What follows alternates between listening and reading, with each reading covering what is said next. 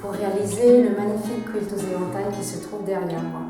C'est un quilt de taille moyenne qui fait 1,30 m sur 1,30 m. Le fond est noir et sur ce fond sont posés 36 éventails de soie. Toutes les coutures sont rebrodées, le bord supérieur de chaque éventail est rebrodé de frises multicolores, différentes sur chaque bloc. Et il y a une petite bordure et un biais de finition rouge pour terminer le quilt.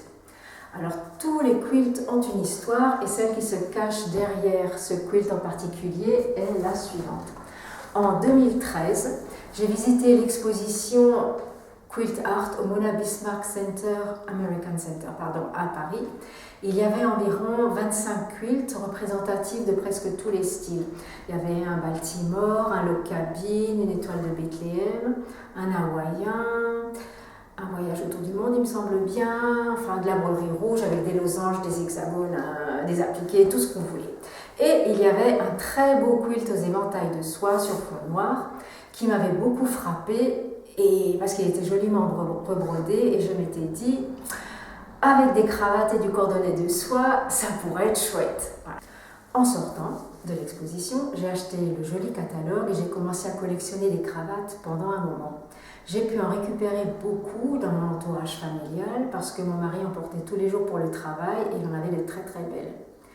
J'en ai récupéré aussi dans les cercles amicaux, il suffit de faire passer le mot. Parce que ces dernières années, les cravates sont passées de mode et les gens ne seront que trop contents de vous donner les cravates qui ne servent plus. Et puis après, j'en ai aussi chiné pas mal dans les vides-greniers à droite et à gauche. Voilà. Et puis un jour, peut-être en 2016 ou 2017, je me suis dit que j'avais réuni assez de cravates et que je pouvais me lancer dans le projet. J'ai donc voulu consulter le catalogue de l'expo pour me rappeler comment était l'original et là, pas moyen de mettre la main dessus. J'ai cherché ce catalogue pendant des heures. C'était très très frustrant parce que j'avais d'autres illustrations de quilts aux éventails, bien sûr, dans tous les livres que je possède, mais il ne m'intéressait pas, c'était celui-là que je voulais voir. Et puis finalement, j'ai dessiné un bloc à mon idée.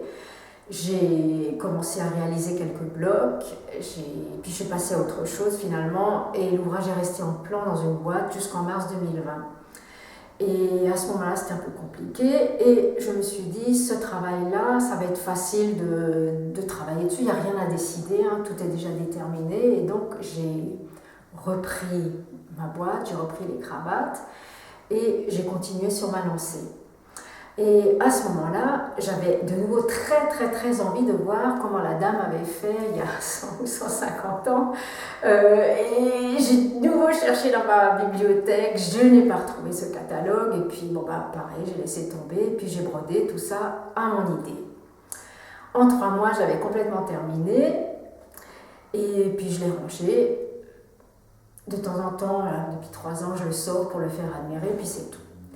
Et là, c'était vraiment incroyable. Il y a quelques semaines, au début de l'été 2023, soit 10 ans après l'expo, je rangeais un livre dans ma bibliothèque et là, je le vois. Il était là tout le temps, à sa place. Et je ne comprends toujours pas comment j'ai fait pour ne pas le voir quand je le cherchais tellement intensément. Voilà. Donc, voilà le livret. J'ai enfin pu comparer les deux ouvrages, les deux quilts, et au final, pour moi, finalement, je trouve que ce sont des cousins lointains, pas vraiment des frères. Hein. Voilà le fameux quilt aux éventails. Et je trouve vraiment, ils sont différents. Le mien est peut-être plus lumineux, il est plus joyeux surtout, et puis au niveau des broderies, c'est nettement plus riche. Voilà.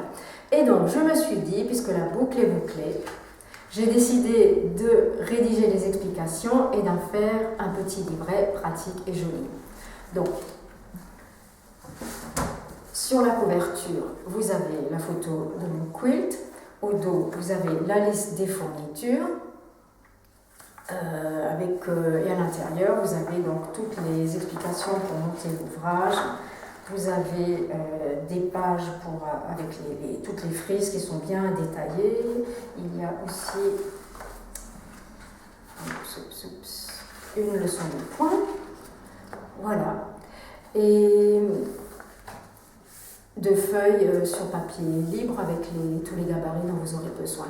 Et alors on vous propose aussi un kit avec le tissu de fond noir, avec la toile à beurre et la biseline dont vous aurez besoin. Il y aura un peu de tissu de cravate, mais pas beaucoup. Donc ce sera juste pour démarrer, faire quelques blocs, et puis après vous compléterez avec les cravates de votre propre collection.